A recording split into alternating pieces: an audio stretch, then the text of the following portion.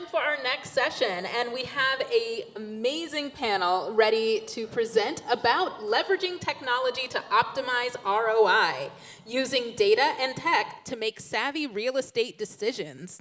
So, deals make the world go round, so let's go ahead and listen to our incredible panelists. Come on up, let's give them a round of applause.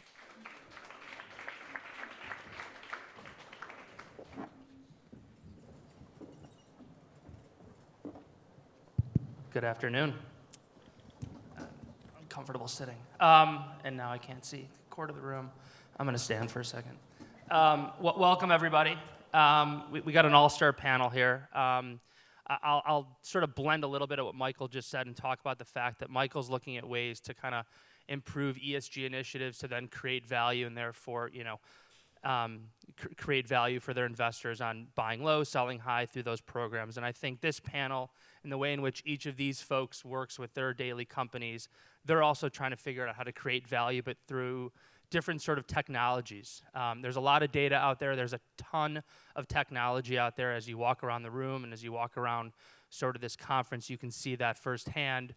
And so how do we leverage that? How do we think about actually bringing that into our daily lives, into our companies, and really creating value for our investors? So before we dive in, maybe starting left to right, I'll let you guys introduce yourself. Ryan, if you want to start off. Hi, Ryan Peabody, head of data science at Starwood Capital. I'm Sam Grossman, Managing Director of Real Estate Solutions at Inveniam. Josh Harris, Head of Investment Strategy for Skanska Commercial Development in the U.S. I'm Sara Maffey. I'm the Head of Corporate Strategy and Business Development at Local Logic. And I'm Field Stern. I'm with now EQT Exeter, and I'm a Managing Director on the investments team. So we're just going to dive in and be efficient here. We're now in a world where we have a lot of real estate data at our fingertips. What specific types of data are developers and investors using and finding value from? And Ryan, I'll start with you in Starwood. Oh, God. For us, it's really anything that allows us to dive a little bit more in and actually understand the heterogeneity in kind of the local environment. Think about how many investment committee memos you have floating around that basically report macro stats with no actual relevance on what an individual asset is. And it's kind of this weird disparity between everyone in real estate continuously talking about location, and we have all these eye tests and driving around looking for the number of cranes.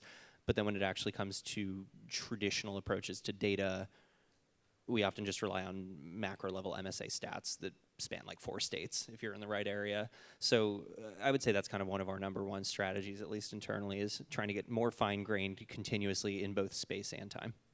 Josh, I see you shaking your head. Why don't you chime in?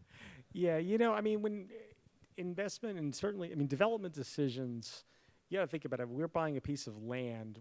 We probably are 5 years out on average from pure monetization of when we actually recognize the value from it. Then we go into design and we're trying to figure out what the market is. And then of course, but once you lock into construction, it's going to be what it's going to be. So, to suggest that there's some beautiful data set that will tell you exactly what the world is going to be, 3, 4, 5 years ahead of that, I guarantee you the price that anybody would charge would be in multiples of what actually is ever out there for a reason. And I speak as a real estate economist by trade. So for us, it's always trying to understand the present as much, right? So, we look for macro trend data on an MSA or even to a zip code level is great. Certainly trying to understand the supply. We want to know what our competitors are doing. If there's any big thing that we want to do is we want to be able to dive in. And then, look, it's a starting, what we pull out of CoStar or Reese or anything like that, or RCA, those are all starting points, right? Then we want to either have our teams or our brokers on our behalf, or even if our consultants dive in. So it's how we ask questions, because ultimately, if we can figure out where our competitors might be ready to stub their toe or delay themselves, so we know we should be more aggressive. And that's I think that's the real kind of edge. But so the data is just more the starting point to know where questions are, what to be asked. I wanted to just chime in on the beautiful data set. So I didn't get a chance to say Local Logic, what we actually do, but we are actually down to the lat long, so we're super granular. We're not macro level. And we're using data to quantify everything outside the 4 walls of the asset. So things like schools, transit, and all those different factors, crime, all those different pieces that actually add to value, and understanding how that changes in a neighborhood over time kind of gets to your point. Maybe talk a little bit about just some of the subscription services or the tech that you guys are actually using, just throwing out the names of the companies so everybody in the audience can get an idea and digest what you guys are actually touching and using. Jump in whoever you want. Let's do it. Let's go with Sam right now. Yeah. I just wanted to add, as far as, I don't think that there's, if any of us knew, the answer, like what's the new data, what's the How important. about interest rates? Right, like what's that? We're not talking about that. No inflation talk. So I was just saying that, I don't think that there's one piece of data that is going to be, the end-all, be-all, that's going to change the way we buy real estate today. I think that what's important is the accuracy of the data, and better data, to make sure that that the data that you're basing your decisions on not only is up to date, but is accurate, whether it be the most recent statement, or that it hasn't been manipulated, and how that data was actually verified. That's what I think is the most important thing about data overall, is just better data. Well, and you're transitioning into our next question, which is great, but I do want you guys to at least just quickly shout out what sort of technologies you guys are using, just so people in the room have an idea. I can't give a specific on which vendors we use, but I can tell you that we have, we contract with multiple data management and engineering firms. We have multiple subscriptions to real-time bulk data feeds. We consume quite a bit of data. Fair. We are the data provider. No, just kidding. We are a software technology that creates better data, which creates better value, which allows you to make better decisions. So that's what we do. So that's who we subscribe to. And, we pretty much use the big vendors like CoStar, Reese, Real Capital Analytics.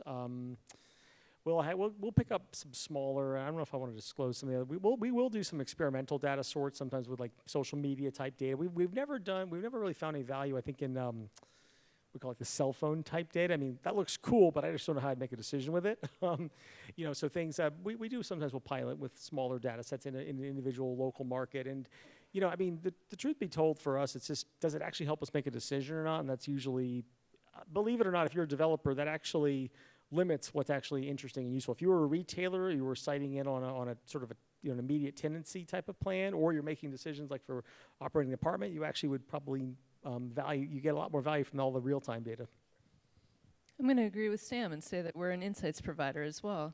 But I think what he was saying before was interesting because the accuracy, but also the comprehensiveness of the data. I think what Ryan touched on in his first answer was the eyeball test. And if we're moving away from the eyeball test, then we need to have data and insights to replace everything those eyeballs and what that implies is taking in when you're visiting a site. So I think being really comprehensive is also important.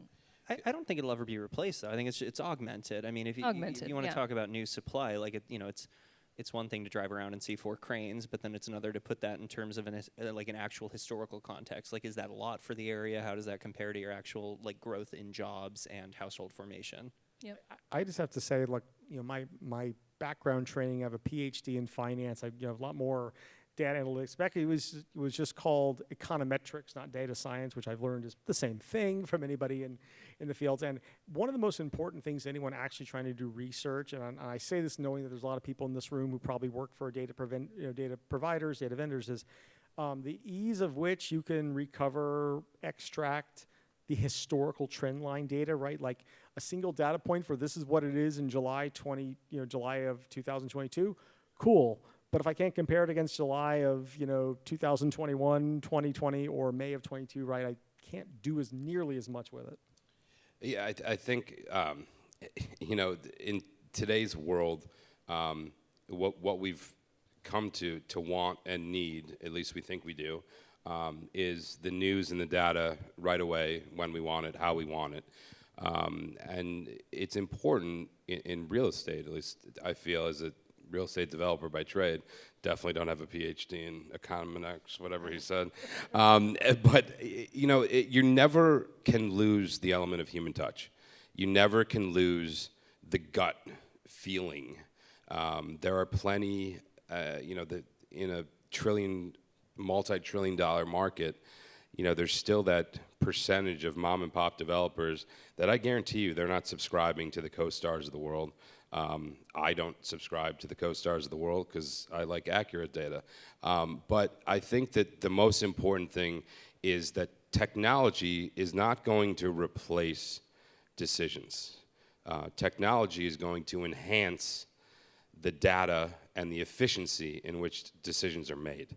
I think that's hands down the most important thing. If you walk out of this room with one thing, that is just remember, data is data.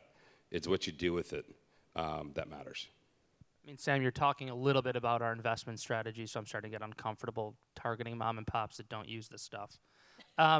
So the next question talks a little bit about just using data and whether or not the deal makers are able to actually leverage that and make more efficient decisions. I was talking to a friend recently, and we'll use the name CoStar, we'll use Yardi Matrix, we'll use Market Analytics out of RealPage, and no disrespect to any of those three companies, but not only do they have their analyst team dissect and aggregate rents from each one of those providers, they then have the analyst team go call the properties to confirm each one of those rents because 3 different rents are spit out for quote unquote the same time period.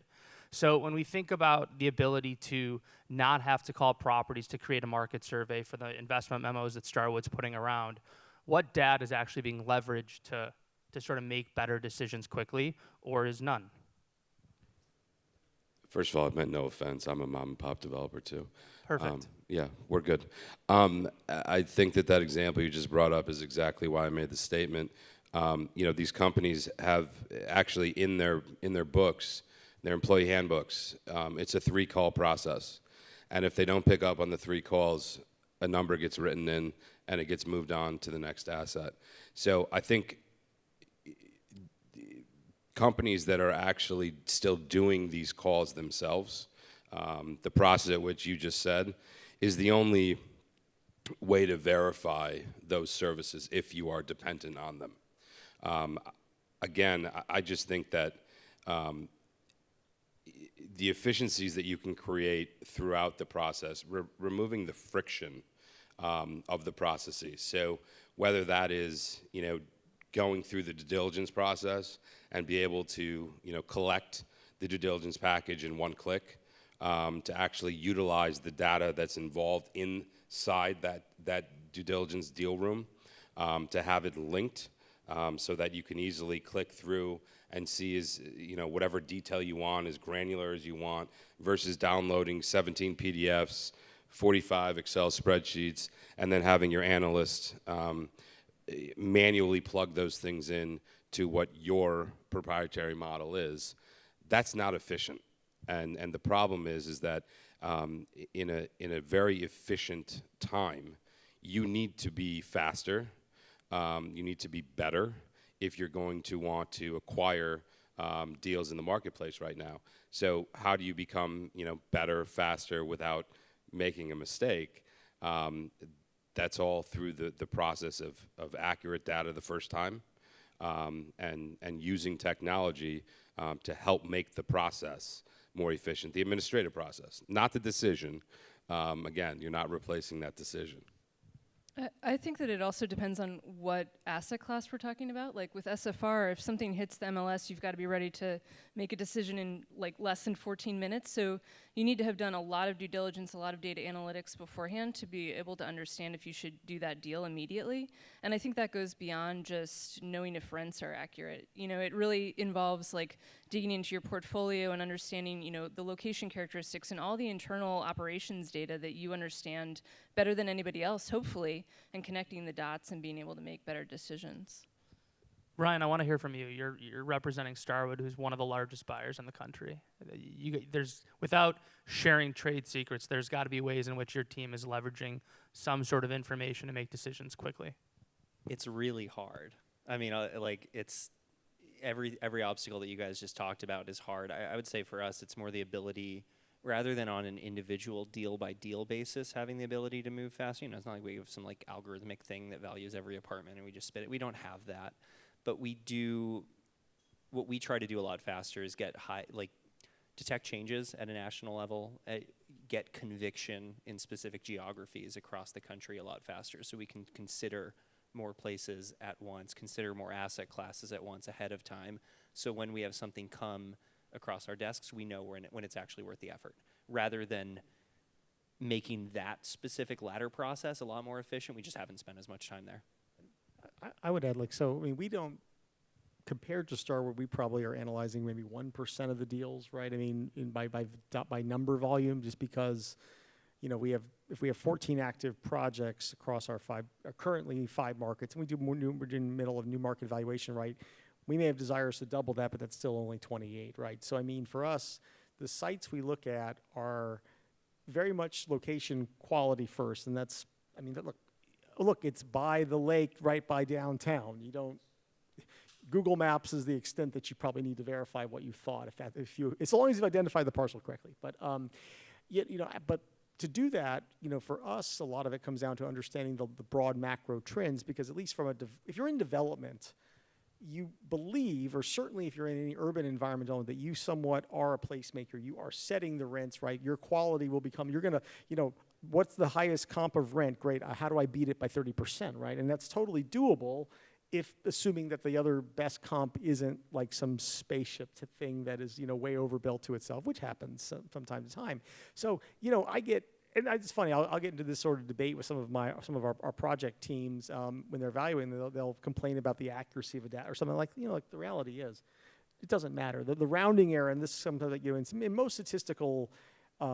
statistical universes, right? I mean, so long as the errors aren't statistically biased in one way or the other, and if it is, you at least know what that directional bias is, it's fine from trend tractability. And our biggest use often comes down is that we have to convince essentially an investment board located in Stockholm, which reports to, you know, a publicly traded board, that we're not crazy for wanting to do this sometimes, right? So then they are not on the ground every day. I mean, they come to the U.S. a couple times a year at most, and they certainly don't know these markets. So a lot of it's almost communication. I would dare say, and I'm sure if you like pin down Andy Florence or anybody like at Coast or anybody, they say that probably the biggest use of their data sets, or any of these companies, is to convince lenders and equity investors who are just one step removed that the investment team that's pitching them to get this in capital isn't blowing smoke in their face. And that's actually a pretty good use of data when you really think about it. I'm sure at Starwood there's something similar, yeah. So just by a show of hands, who plays in the SFR space? Back there. Oh, do we have a question back there? Or are we just excited to raise our hand? Really, I think she's really excited about SFRs. Yeah, she's Okay, in sorry. SFR. Okay, perfect. There. No, don't be Got sorry one. at all. And feel free to participate if you'd I like. also thought that was a question for I mean, I own a my house, if that apologies. counts. I'm being told by the panel here that I'm confusing everybody, and I apologize. Great transition, though. Like that translation? Yeah, that was smooth. good. Yeah. Okay. So back to SFR, and that being sort of what we'll call, you know, a new cohort. How is technology different in that space? And you talked a little bit about making sure that you had to, whether it's Zillow or Trulia, are we still leveraging those sort of platforms to sort of source opportunities, or is there something new that people are really leveraging and gravitating toward? And again, whether it's the panel or perhaps the young woman in the back with the blonde hair, she's more than welcome to participate in this discussion here. We work with JVs to do all of our acquisitions in the space because we just can't handle individual level acquisitions. And I'll just say, like, you need some form of technology in the space to source deals. I mean, even just at the basic level to operate a platform. Like, you know, we had a ton of experience operating multifamily assets, but talking about operating, like, you know, 500 homes in Atlanta over X number of miles, like, you can't run that off of like a notepad and a rotary phone. That's not going to happen. If you're, I mean, you need some form of technology and data to acquire the assets. You need some form of technology and data to scale literally all of your on-the-ground operations, or else you're going to have a very, very difficult time operating in the space. Yeah, I see. You know, we're very involved. We work with a bunch of developers that are in the space, and the biggest problem that they're seeing and voicing to us comes from the debt side. To get banks to view these portfolios as commercial portfolios, it's very similar to you know, when Sonder and the Airbnbs of the world first came in, and the cities, it was great for landlords. I know I signed a couple master leases, but my bank was like, you're running a hotel. This is not what we signed up for.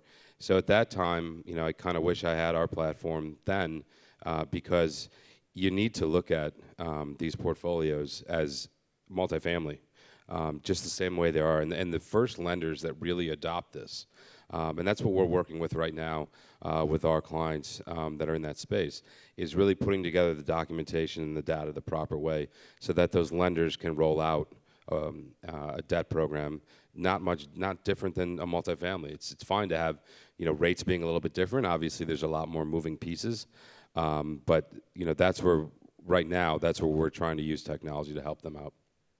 I'll just make a comment on this. We don't do any building or investing in the SFR space, and it's about as far away from our core business. I mean, over in Europe, in the UK, we actually have like a modular home building and do residential condo sales, but our business unit doesn't. In the U.S., one thing that I think about is being a traditional, sort of high-rise luxury apartment developer. I'm very much of the mind like this, build-to-rent trend, the trend of groups like Starwood and this institutionalization of single-family homes, which seems to span the quality gamut and the price gamut, frankly, in many markets. I'm wondering how that's going to create more competition platforms against multifamily. So I always wonder that the traditional multifamily operators, right? I mean, who typically look strictly at multifamily comp data, like how much can homes for rent become a bigger and bigger competitor set too. In addition, it's something that I suspect I'm going to have to worry about that more as my career progresses, right? Because I don't think it's going to deinstitutionalize in my lifetime. I think you're hitting it on the head. I mean, if we think back to like 06, 07, 08, when you had the large condo conversion market and you had the shadow market in urban locations where not only did you have your apartment building, but then you also had the condo building next door that was renting 75% of their units. I think the biggest thing for us, and again, without I haven't shared this, but we run two investment strategies. One, which is really more suburban workforce housing focused, but another, which is more newer construction. In the newer construction space, one of the biggest challenges that we have is not only figuring out how many cranes necessarily are there, right? But like you don't see cranes when you're building SFR, right? And so understanding that sort of supply pipeline, but then also understanding of the homes that actually exist in a micro or sub-market location, how many of those homes are going to start competing with the rental product you're buying from developers. So it's definitely very interesting, and I think a point you hit well on. I mean, they're competing now. Yeah. They're absolutely taking tenants away from multifamily today. With interest rates the way they are, and single-family home pricing, post-COVID, what's happened to it? People who were planning on buying a house are renting. People who, were going to rent in a building, that are ready to, sort of have a more suburban living experience. That's where they're going. And, it's not like this is a new class that everyone else is getting involved, but the fact is, this has been around for a long time. BlackRock at Blackstone, made a lot of money buying homes and renting them years ago, and they did it right, and it's all about economies of scale for the most part. But it's a very, I'd love to know what the PhD is going to say in a year and a half about how this is going to affect the marketplace. I'll make a forward prediction. First I have to make. I call this the full fair disclosure to my extent of my experience. But I've owned a couple rental homes here and there, and just for purely more personal, tired of them. I've sold them off when I've had vacancies, and didn't really want to continue being a sort of an individual landlord. One of the ones I sold, which I want to say was 2014, I sold to Starwood. And, I hired a regular broker, like a RE/MAX agent. This was a home in Florida, and they were an open bidder, made a quick deal. And it was, I'm not going to say they wickedly overpaid or anything. They paid what I thought was a fair market value, and I didn't have to deal. Otherwise, this was not the hyper market of today. And, my realtor, because of the type of home it was, 3-bedroom, 2-bath with a carport, I thought my buyer was likely to be like an FHA buyer, right? Because that was at the time what would have been likely. And here comes Starwood offering me pretty much the same price. And if you close with our title company, we'll pay for the owner's title insurance and pick up some other cost. And, and they did an inspection in 2 days, and we closed, I think, like 2 weeks later. I mean, it's going to make a lot of sense that a lot of sellers in the lower for rent price range are going to sell to them. So institutionalizing single family homes, which I don't think until we've had apps, and I thought they were, I'll be honest, I thought Blackstone and Starwood were crazy because I thought that the operational, from landlord experience, was going to be crazy because the operational stuff would be so difficult. But with apps and technology, frankly, it's a lot, and they have enough density in a neighborhood, it's not, or in a city, it's not that hard. So it is going to, and this is going to have political ramifications, the institutionalization of single family homes is going to probably permanently put the home buyer class into a different category. And it's something that when we think about even in the apartment business, right? Like this is something that the way investment is going to flow. I suspect that the build to rent trend, especially with interest, I mean, I have a question. I'm gonna end with a question. Are you guys going to pick up if we get some softness? Are you guys going to accelerate, or do you think you don't have to answer for Starwood, but the industry will accelerate and be kind of the step-in buyers because people who can't afford because of 6% interest rates, whatever? I think the industry accelerates, not even necessarily because of that, but just frankly because it's so underpenetrated at this point. Look, you can look at the individual stats of markets like Phoenix, where you had a very high percentage of institutional buyers, but total single-family stock owned by institutional operators is what? We're still under 5%. Under 5, right? Yeah. Yeah, it's very, very, very low. I mean, like. So yeah, I'm not going to talk about like our own forecasting or what our strategy is, but as an industry, like there's appetite for the product. It works financially. There's still a massive portfolio premium to be had acquiring single family homes and putting in that work. So like, I'll make the prediction since I have literally no stake in the game for my company, but I think that the private equity style buyers, the institutional style buyers are going to pick up because the buyers, that the homeowners that are going to get stopped out because of over 5% interest rates relative to their income, and those percent, it's interesting because that percentage, it is about, I think, less than 5% in the of just renter households, not all houses, of just rental houses. But if you look in certain price categories, it's actually a much larger percentage of the transactions. So which dominates the market, by the way. The average, only like less than 1% of homes sell in a year, right? So I mean, if you pick up a lot of it, you're actually controlling the market. I'd also just add, HUD released a paper pretty recently. Again, we can talk about, yes, a lot of institutional buyers, Starwood included, were active last year. The vast majority of home buyers in 2021, and yes, interest rates were low, but like actual equity prices were incredibly inflated. The vast majority of home buyers were still first-time home buyers last year. So this isn't like, I just, I'm not trying to get too defensive here, but I just want to make sure that like it's not that much has changed. There are individual markets and individual tranches of the market that are where there's a lot more institutional activity than there was before, but kind of the single family, like classic, not that much has changed since post World War II. We are still fundamentally in the same sort of environment. Yeah, I think that statistics is a little bit skewed when you're comparing less than 1% of the total market that's actually being affected. I think the fact of the matter is that if you look just solely at single home built for rent, that number is significantly different than the overall single family home market in the country. Like, I think those are two very different statistics, but to each their own. We can all look at it different ways. I would only just add one more thing, and I think we have a great question that we're probably going to move on to next. Let's just hope that we don't the sale or the buy-in of this is tokenization, not being sold as credit-backed securities, because that would just be a bad thing. Could you be talking about question number 3 on my list right here? I could be. I absolutely could be, Field. What would that question be? Yeah, so let me read it out loud here. Data management continues to be both a priority and challenge for many deal makers. What strategies are you taking to best manage your data, and what areas of opportunity exist? And I'd love, Sara, to start with you.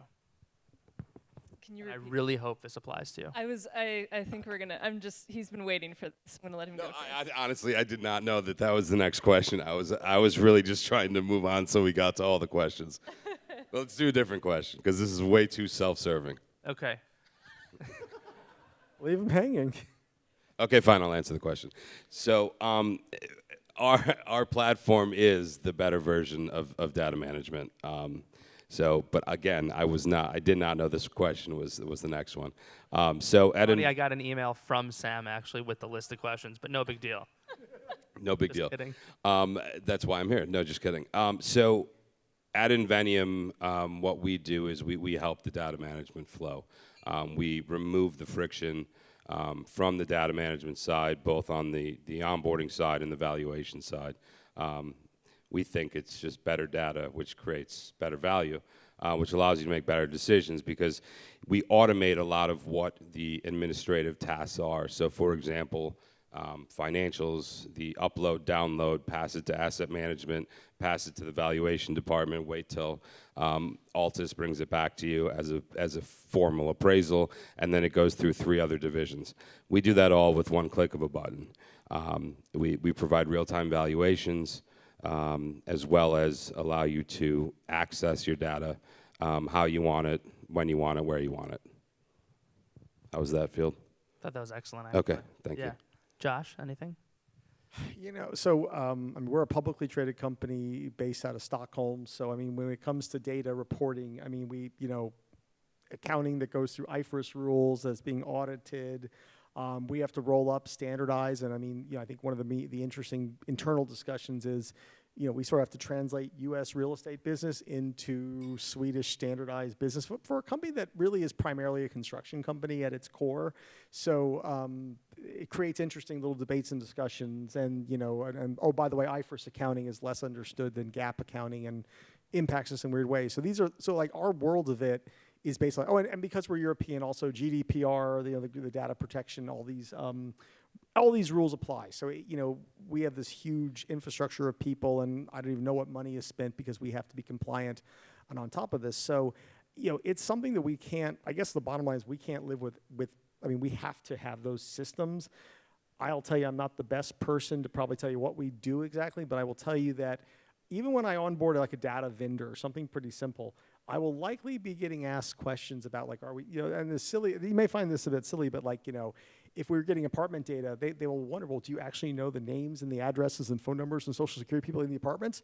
No, we don't. So, okay, because they'll actually be concerned with those type of privacy issues. So, I mean, I think if we were operating apartments, like if we were a property management company, I would tell you that this would be a whole different level of concerns and items. But I mean, that is, every time you hear about a data breach or something else, I mean, this is something that I think all the companies are probably spending a lot more money and a lot more, it's the IT people leading this call, but it stresses people out.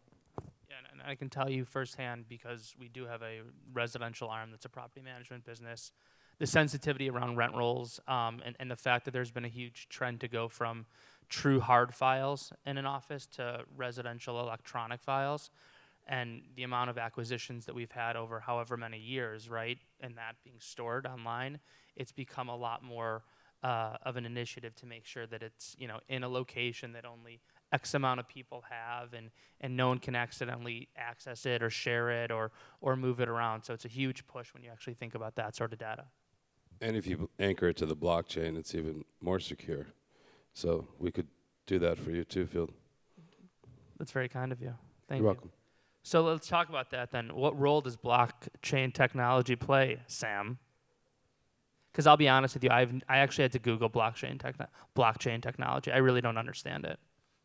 So a year ago, I did too.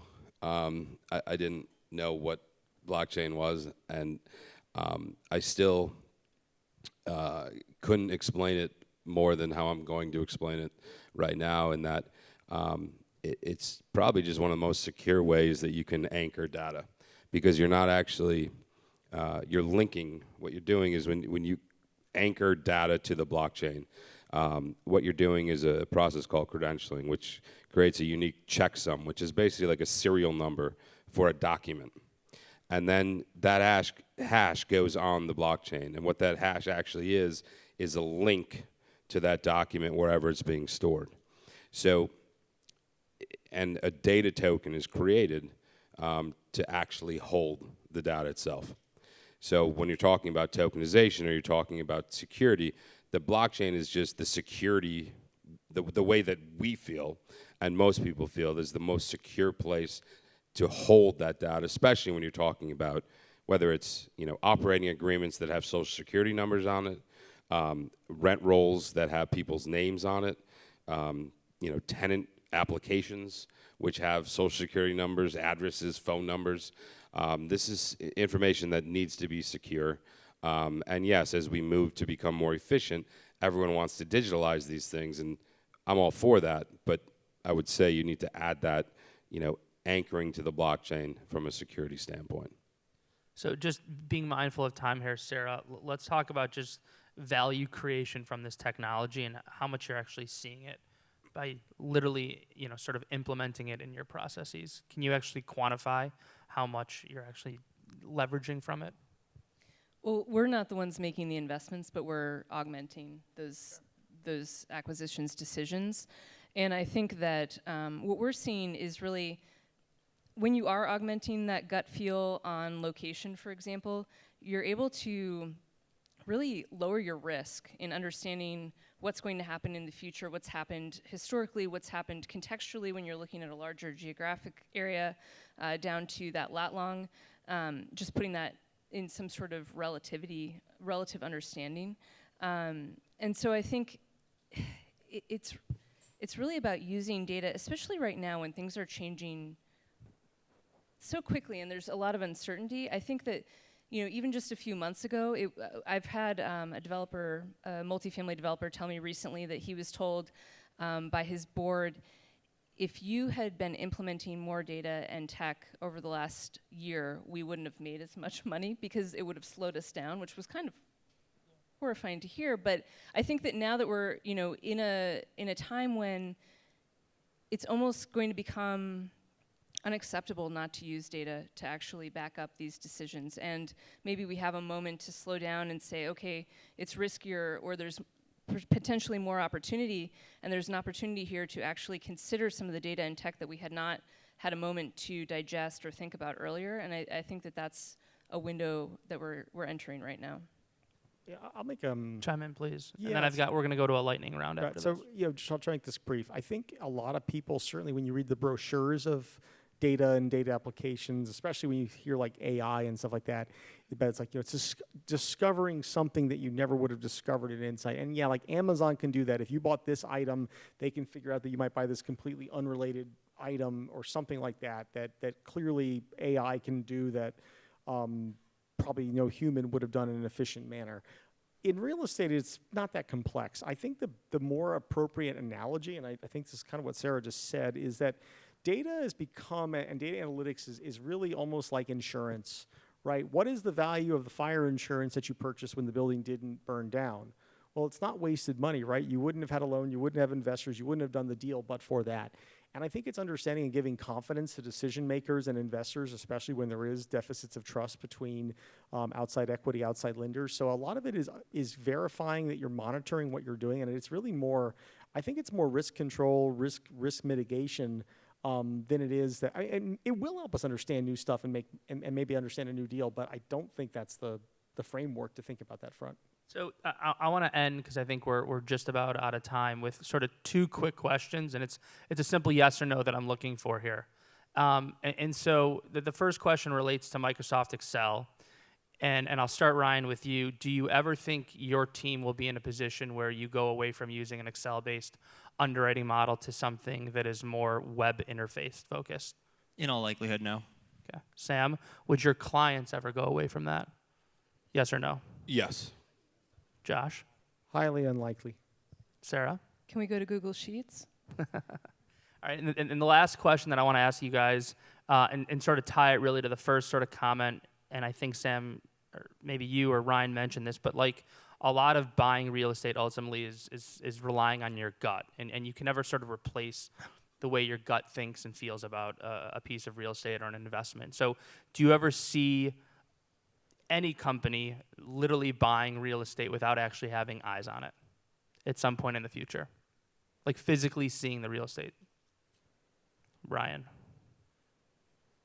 Land, maybe. Everything else, no. Sam.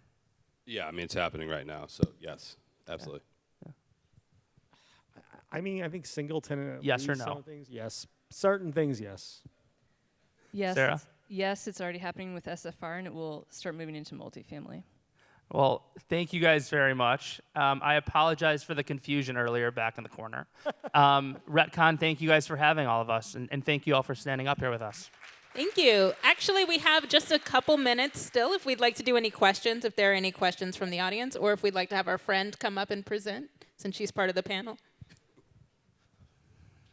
No questions? All right. You guys covered everything. That was amazing.